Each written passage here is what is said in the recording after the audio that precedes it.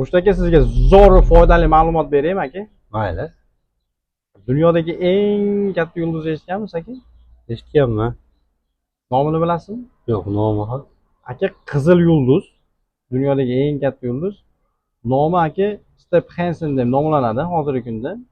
Amerikalik astronom Charles Bruce Step Hansen topgan. Shuning uchun aka u yulduz nomini Step Hansen deb atalgan. Aka, uni kattaligini bilasizmi? Yo'q, xabarim yo'q.